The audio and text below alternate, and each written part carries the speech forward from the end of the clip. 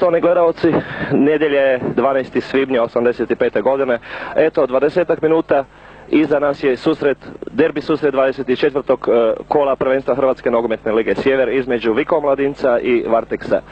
Pobjedu su osigurali domaći igrači superiornom igrom i boljom igrom od suparnika iz Varaždina. No, bolje o tome reće vam ovdje prisutni prvi čovjek, da tako kažem, Vika Omladinca, trener Zvonko Oskoruš i kapetan ekipe Ivica Varga, koji je, osim što je kapetan, danas postigao i predavan pogodak. Druže Oskoruš, kako je bilo i što očekivati od kvalifikacije? Prije svega htio bih se zahvaliti brojnoj publici koja nas je tokom današnje utakmice, a i prethodne utakmice bodrila na našem terenu i mislim da smo sa današnjom pobjedom najviše se njima revanširali, tim više što je ova pobjeda, vjerujem, nas vodi u kvalifikacije.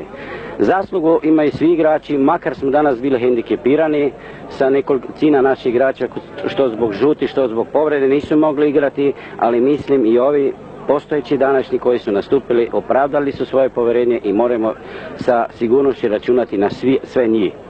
Ovom pobjedom vjerujem da kvalifikacije su nam otvorene, sticajem okolnosti moramo se dobro pripremiti, a vjerujem da ćemo možda i u kvalifikacijama pokušati sreću, jer vjerujem u sportu ko ima sreću ide dalje.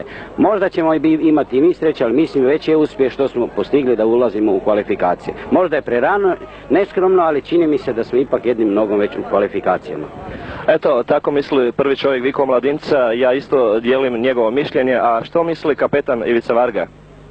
Pa vjerujem da je sama utakmica bila na nivou koju je zaslužila, jer i ambijent, a igrači svi su bili spremni za taj susret. Mislim da smo zasluženo pobjedili jer smo dali više volje, više elana, a normalno imali smo i više sreće jer u sportu sreća je najbitnija. Trebamo osvojiti još 2 boda pa da budemo sigurni. Imamo utakmice 2, vjerujem ovu momčad i vjerujem da ćemo se naći sa svojih 2-3 tjedna ovdje u kvalifikacijama. Hvala ovoj divnoj publici.